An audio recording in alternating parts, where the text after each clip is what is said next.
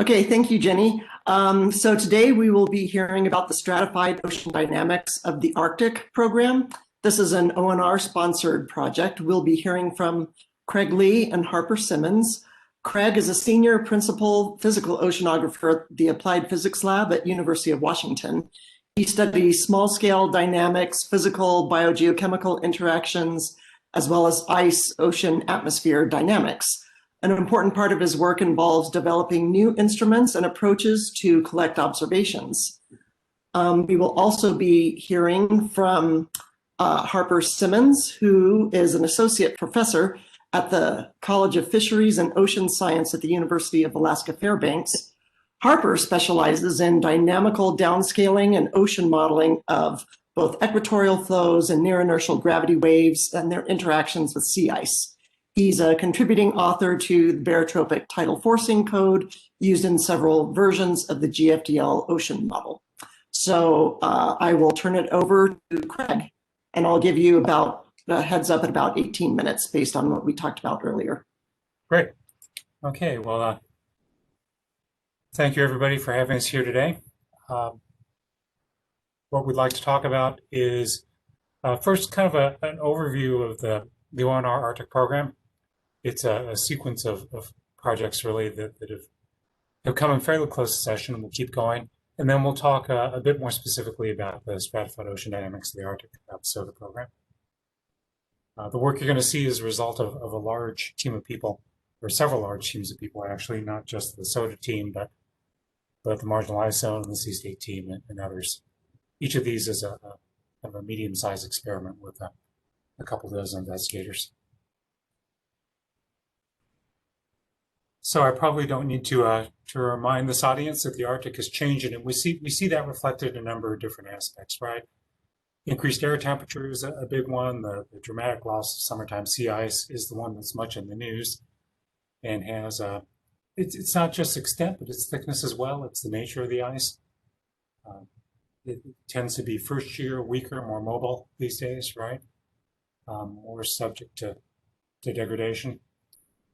Changes in freshwater content, right? Many different signals occurring all at once. And what this results in is a change in the balance of the physical processes, right? The dynamics are changing. They're different than they used to be. Some things are important than they didn't used to be. There's some feedbacks. Ice albedo feedback is kind of one of the famous ones, right? But there are others. Some of them are negative feedback, some of them are positive feedbacks. But understanding how those play out in the new Arctic is important. We're seeing increased seasonality. Right, there was this idea that the Arctic really didn't see much seasonality before, but you see it now. And you see variability at lots of other timescales as well. And you see on top of all this a secular trend, right? There's a long-term trend. So when we think about the changes in processes, right?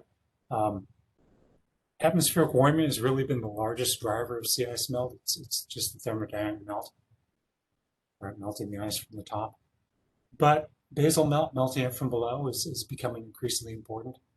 And there's a feeling that the mechanical breakup, right, as the surface wave climate gets increasingly active, surface waves become a more important part of the balance, that we may see long periods while propagating into the pack and breaking up the ice at the edge, and so making it easier to melt it.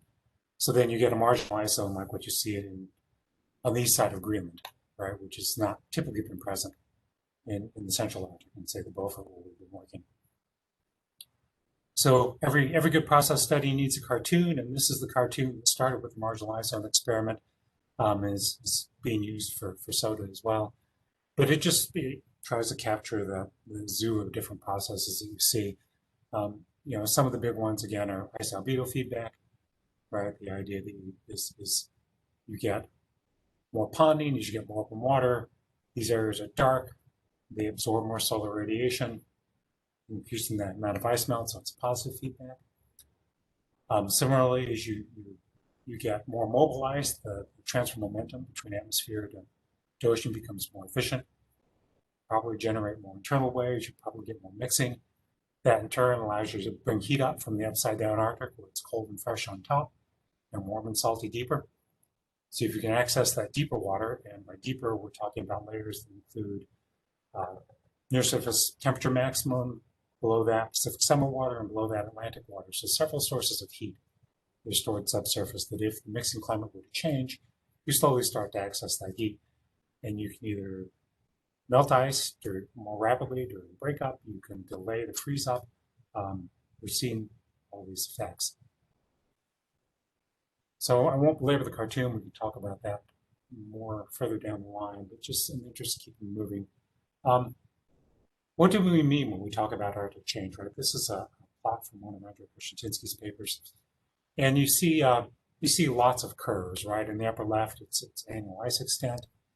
In the lower right, it's fram-straight ice extent, freshwater content in the lower left. So it's different quantities that you might think of as measurements of the Arctic physical environment. Plotted from 1950 to 2010, so a very long time scale. In different kinds of filtering, where the black line is a 1-year running mean, the blue line is a 5-year running mean, the big thick black line is a 30-year running mean, so what you might think of as climate in the WMO sense, right? And then the yellow shading is the 1 standard deviation on the 30-year running mean. And the whole point here is just that you see these secular trends, right, at the climate time scale, which we can barely resolve with measurements, really. You start to pick out these secular trends. But the reason why they're hard to resolve is because you've got variability at all kinds of different timescales, right?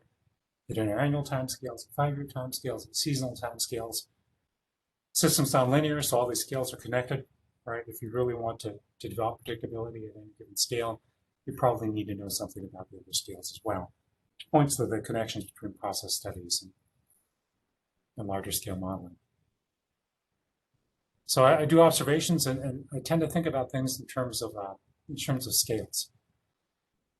So if we look at this, on the left-hand side are some of the things that you might worry about. Thinking about climate, planning and support for human activity, constraining models, improving forecasts at many different timescales, or situational awareness on a day-to-day scale, right? Policy, strategy, and tactics is indicated on the right-hand side of this. And the longer scales, we don't really care if the data is given to us in real time because we're really trying to inform long-term decisions. At the shortest time scales, I'm asking questions about, I want to go hunting today. Is it safe to go out on the ice? Right, so the data doesn't have a lot of shelf life. You need to return in real time. And in the middle is that area where it gets harder and harder to make predictions. But these imply scales that we need to be able to measure at, right? A lot of these imply a need for persistence, the ability to stay out there for a long period of time and make measurements, to return consistent measurements, sustained, distributed over either areas where there's human activity, which is a little bit easier, or maybe over the entire Arctic, which is harder. Right, that's an Argo-like distribution where you want distributed measurements over a broad range to be able to make these estimates. And then the data delivery, right? How often do we need it? For unconstrained models, we probably need it at daily, weekly timescales, right? Something that's got a reasonably fast pace to it. So there are all these scales we're trying to wrestle with when we think about these observing systems. So what has ONR been worried about? They have a few major thrusts. There's a technological thrust, right, which is trying to develop these technologies to let us deliver measurements at these spatial and temporal scales we need them at. That's been a huge focus of their efforts over a long period of time. They're looking to improve our basic understanding of the processes, right, our dynamical understanding, and then to feed that into models. There's definitely a view that these advances are kind of critical to the forecast capability they want. So this is kind of the current roadmap of ONR Arctic programs. ONR came back to the Arctic in around 2010, resulting in the marginal ISO experiment, which I talked about, I think about 3 years ago for this panel, in a similar talk. That was followed pretty rapidly. The marginal ISO was looking at the dynamics that affect the meltdown, right, the springtime melt period. And in particular was thinking about processes like surface wave impacts and creating a marginal ice zone in the Beaufort. That was followed by the Waves and Sea State program, which is really looking at the freeze-up period, and again, the impact of surface wave climate on freeze-up. What happens? Canopy was an acoustics program, looking at acoustic propagation in the new Arctic. It turns out there are some features in the new Arctic, in particular in the Beaufort, that allow long-range acoustic propagation that didn't used to happen. Right, it's there now. It probably won't be there for a lot longer as the profiles change, as the vertical structure changes. But it's a particularly interesting time right now from an acoustic standpoint. Also trying to think about how you might do acoustic thermometry to make large-scale heat content measurements in the Arctic. SODA is what we're talking about today. It's similar to MIS in that it's looking at ice ocean interactions, but really focused on the upper ocean. Right, trying to understand the dynamics of control of stratification in the upper ocean, and not just focused on freeze up or melt, but trying to look at an entire annual cycle, right, to understand how it changes over time. The current programs that are getting ready to go into the water, Arctic Mobile Observing System, which is really technology focused and is trying to look at how different technologies and approaches you could apply to make these long-term consistent distributed measurements in the Arctic. There's a sea ice dynamics experiment that's ongoing right now that really is focused on looking at the sea ice proper. And then the CADEX experiment, which is another long-range acoustics experiment, literally looking at propagation across the Arctic, from the eastern Arctic into the western. And there are likely more programs coming down the line. So Arctic is definitely focused on our research at the moment. So let's talk for a moment about the SODA program. Science objective again was to look at how the upper ocean of the Beaufort Sea responds to various forcing, particularly inflows of Pacific water, right, advection from the coast, surface forcing, and how that impacts stratification and its interactions with sea ice. As usual, it's a large cast of characters, right? It's a broad range of skills that's required to address problems like this, and you can see the team listed there underneath on the left-hand side of the slide. Lots of people with skills ranging from sea ice dynamics to atmospheric, physical oceanographers. As you'll see, we're a little light on modeling. So again, SODA, upper ocean dynamics, trying to do an annual cycle. Unlike the MIS program where we drifted with the ice because you really wanted this ice reference frame so you could understand how the ice was evolving, we chose to use a fixed reference frame for SODA because we were really more interested in the upper ocean, how that was evolving. So focused on moorings and gliders and process studies from the ship, from the Skoliak, looked at inflow properties, water mass modification or the inflow pathway by seeding floats in the Pacific water and letting them drift in with Pacific water inflow. Some ice-based sampling following the drift, so we did deploy some ice-based clusters. A little tricky, right, because you'd like to have the atmospherized ocean measurements all at once. Very hard to get in the Arctic. It's relatively straightforward to put a mooring in. It's relatively straightforward to put something on top of the ice, but to actually kind of do the whole thing in a geographically fixed frame is extremely challenging. So ship-based process study in 2018, and then service cruises for the assets in 18 and 19. So one novel aspect of SODA was that the Office of Science and Technology Policy President came in and actually prioritized the SODA program as an interagency activity. We tried to use it as the model for fostering interagency collaboration in a scientific study. So the SODA team hosted planning meetings. We approached this by trying to, rather than do this as a top-down exercise of matchmaking and specifying who would collaborate with whom, we tried to hold a big planning meeting, threw up a big tent, brought in people from different agencies, and tried to identify dance partners that way. Right, so tried to use scientist-to-scientist interactions to identify opportunities for people to work together. And then OSTP's pressure from above generated agency support to actually put fuel into those collaborations, right? To authorize people to do the collaboration, to put some resources behind them, and to allow people to coordinate. So you can see the list of groups that did collaborate here. It was NASA, NOAA, NSF, BOEM, other parts of DoD. Some of the collaborations were provision of equipment in kind, such as what BOEM did. Others were actually joint testing of instruments in the case of NASA, or joint measurements in the case of NOAA. I can show you an example of that. This is a combination of NOAA's Arctic Heat program, SODA, and the Seasonal Ice Reconnaissance program, which is another ONR project taking advantage of the U.S. Coast Guard surveillance flights over the Arctic to deploy instruments into the water from a C-130. There's a consistent set of flights that happen, and they've been putting on instruments regularly for quite a number of years now. So this was a combination of expendables, Alamo floats launched from a Twin Otter, from the C-130s, and from ships. And you can kind of see the coverage in this chart, right? Lots of different instruments put in over the inflow pathway and into the area where that heat gets transported off the shelf and into the Central Arctic. Quite a bit of coordination involved in trying to put all this together, right? Getting instruments onto the various aircraft in the right places, resourcing people to put them in, and then trying to get the instruments in a relatively distributed fashion. This is fairly typical of the Arctic because it's difficult to access. The logistics are hard. People tend to cooperate quite a bit to get these things done, simply because it's very hard to do. It's hard to get the access.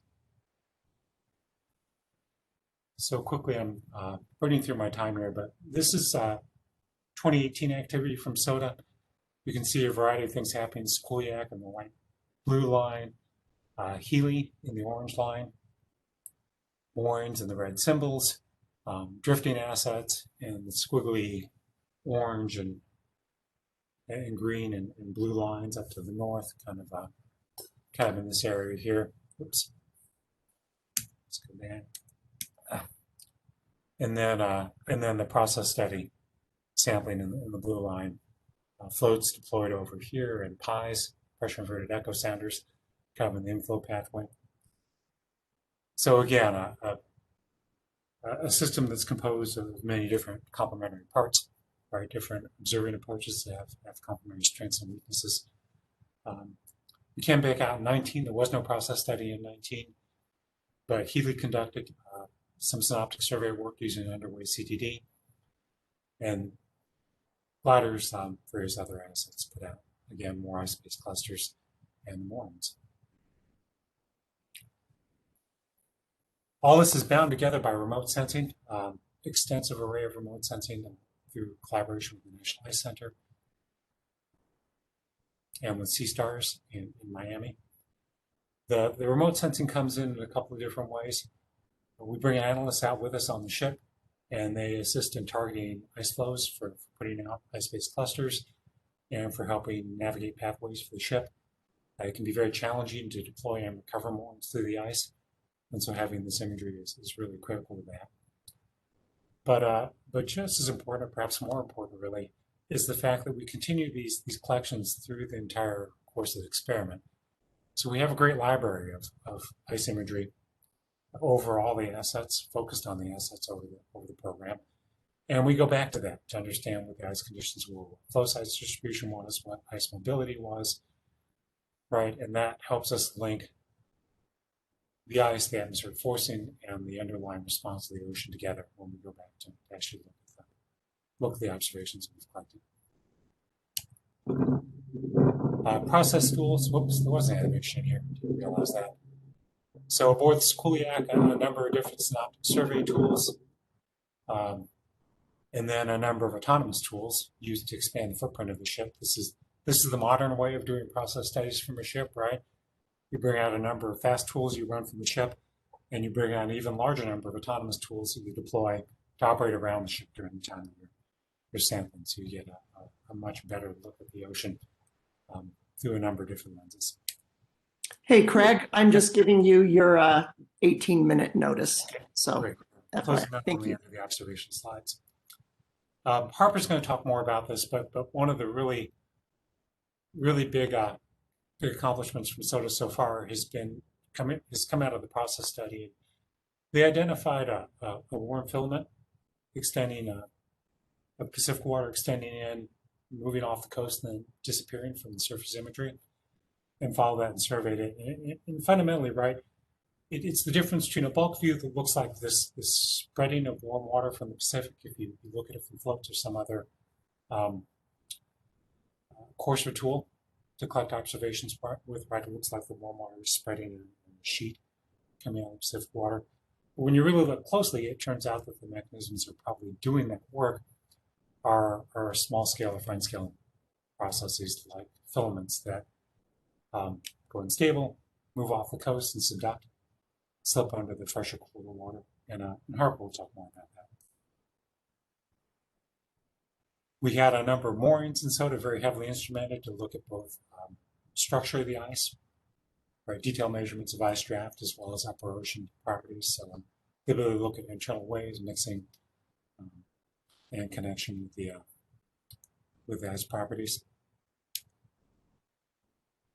as well as these ice-based instruments. I won't dwell on that, but I did want to show this because this is kind of exciting. This is the work of Sam Brenner, a student here at APL, who's been looking at a lot of the data. And this is a paper that he's currently got under review. And he's looking at observations of ice ocean drag and how they relate to ice morphology. And in particular, trying to understand how well the current models capture the ice ocean drag. So we can make direct estimates of the ice ocean drag from a force balance approach. And then he has measurements of the ice geometry, so the actual keels and the structure. So we can make estimates of that drag using the actual geometry. And then he can make estimates of the drag using that parameterized geometry from, say, ice concentration, right, would be one way people often do this. And what he finds is that when he does that, if he uses the actual geometry of the ice, he gets pretty good agreement between the actual estimates of ice ocean drag and the parameterized drag. But if he uses the bulk estimates of the geometry, right, as you would do if you just looked at the concentration and made a guess as to what the keels were like, it doesn't do a very good job of estimating the drag, right? So it doesn't bode well for ice concentration parameterizations of drag, but it does say that if you know something about the geometry, you can make a pretty good estimate of drag. And he finds that of the three forms, whether it's the kind of the skin drag, right, at the bottom of the ice, the keel drag, or the ice edge, the flow edge drag, it's really the keel drag that dominates the variability in the drag. And with that, I will pass it off to Harper and flip slides as you need, Harper. Okay, thanks, Craig. That's a good introduction to the part that I'm going to present. So I will say that I think of myself really as a process physics person who's done quite a lot of process type modeling. And that is, so the SODA project didn't have a built-in modeling component. Is something we should make sure that we point out here. And I did do some modeling that was inspired by some of the process observations we did, but it's been done in a rather ad hoc manner. And that's what I'll be presenting today. But I'm hoping that the future of this, long-term future of this analysis will start to integrate more modeling and observations, because that's really what we hope to do. So as Craig said, during the process study, we occupied the region up by Point Barrow and the Chukchi shelf break, and we were able to identify and survey the warm outflow of the Alaska coastal current as it exited Point Barrow. And Craig, if you could get the next slide. And this is a figure from a publication which we presently have under review. The SODA team has under review right now. And if you look in the upper right, this is a fortuitous ocean color or ocean temperature image that we got on one of our very few clear days during the September 2018 survey. And what you're seeing is this very distinct ribbon of warm water exiting Barrow Canyon, going unstable, interacting with some of the remnant ice pack. But something that's maybe not obvious unless you spent a lot of time working with this data and looking at this is that this is by nature a skin temperature measure of what we see. An awful lot of the story of what's going on here was a subsurface phenomenon. And so an awful lot of this heat was not actually at the surface. It certainly was near Barrow Canyon, but there's cooling and subduction that's going on so that a lot of the heat is invisible to the remote sensing instrument. And if you look at the bottom panel of this series of panels here, you'll see a series of sections that were collected with a fast profiling instrument that we were operating from the Sikuliak. And if you look very carefully, what you see actually is that almost all that heat is below the surface. And I'm not sure if you can see my mouse, maybe not, but you can see at the surface of this curtain view that it's actually mostly cool water at the surface, and much of what we're seeing is not visible. What we saw from the ship is not visible to the satellite. So next slide, please, Craig.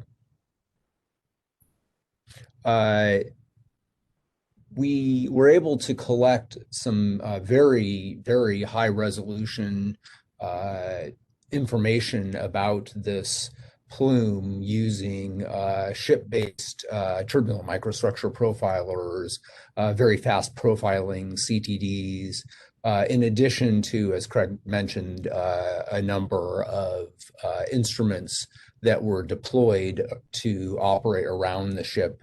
There were these swift buoys that APL had that were able to get a lot of information about air-sea interactions in the very near surface boundary layer, as well as drifting profilers.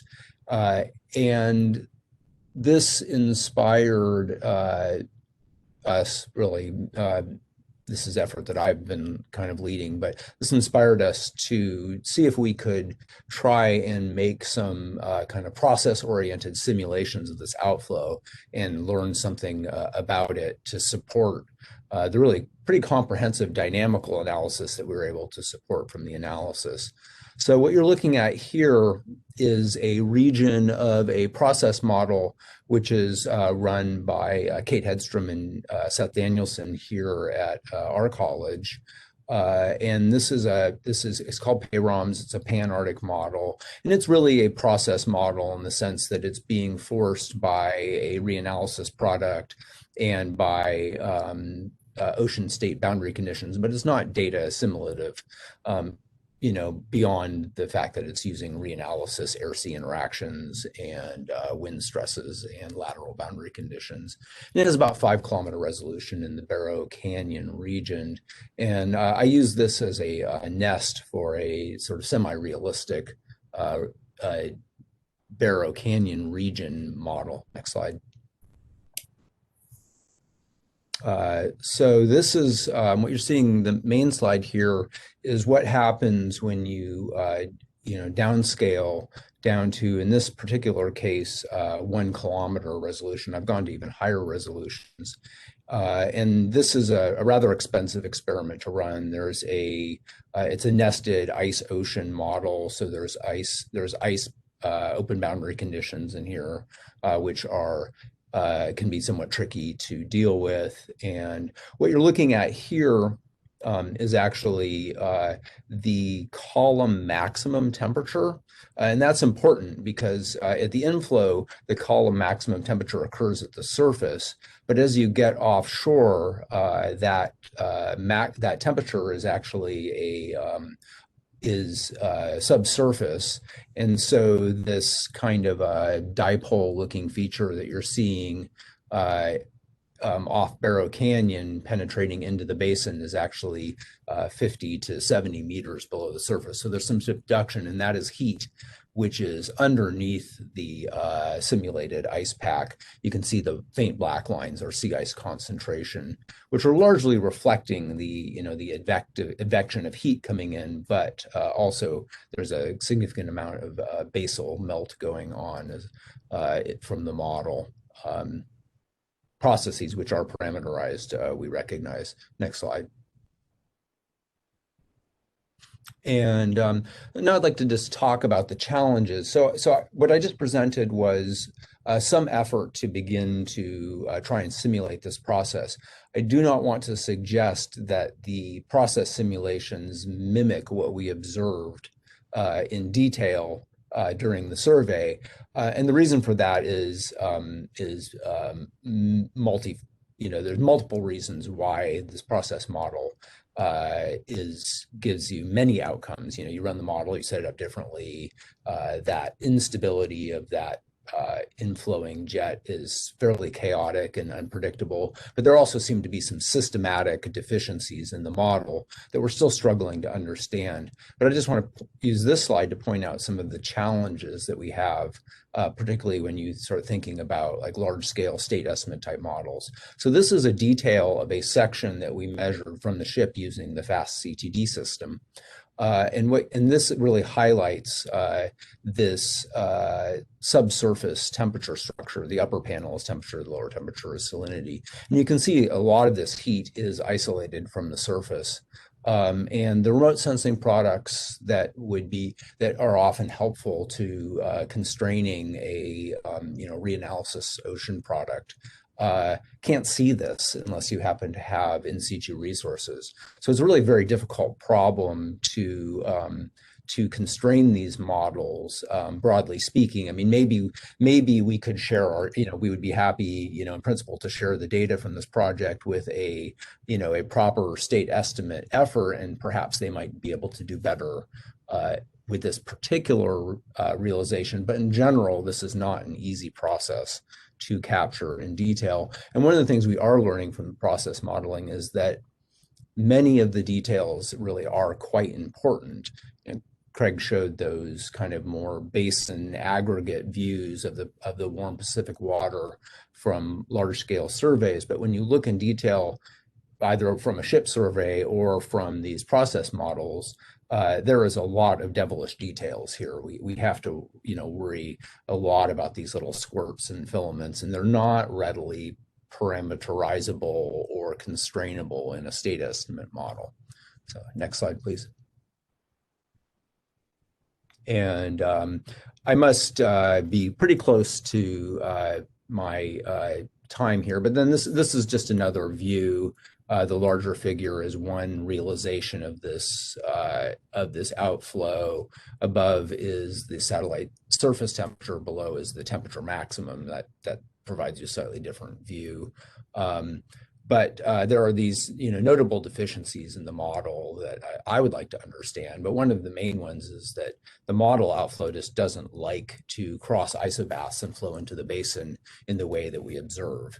And lots of ideas about what's going on, but there's also, there's a lot of work to do, even we might think of a best case scenario as of a fairly well constrained, local regional model before we could really, make, capture the same physics in the that we saw in the observations.